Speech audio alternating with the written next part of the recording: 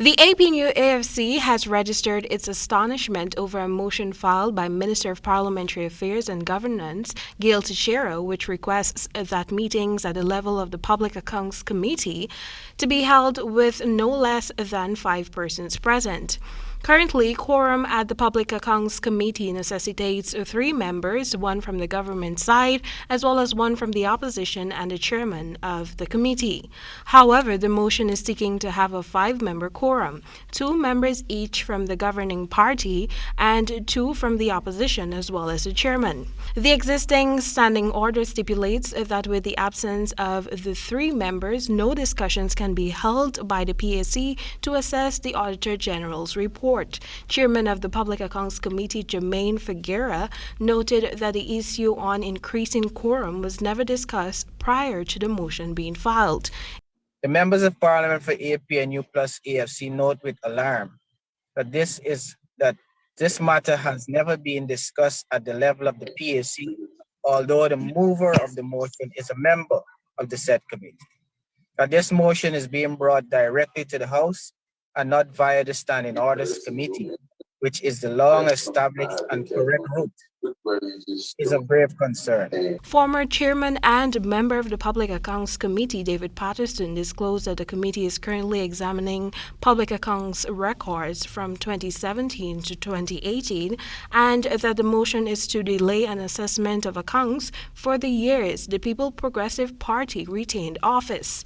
At the rate that we're going, we anticipated that by the beginning of the end of the year, we would be into the 2020 accounts, and then obviously we work diligently to get into 2022 and then come up to date.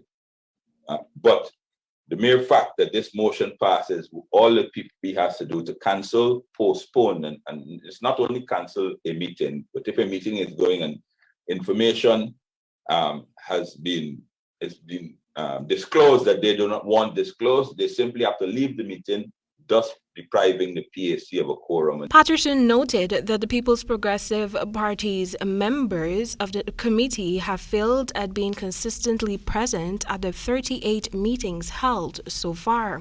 He pointed out that the government's strategic move to change the rules of the P.A.C. comes at a time when a boom in revenues due to the oil and gas sector is forthcoming.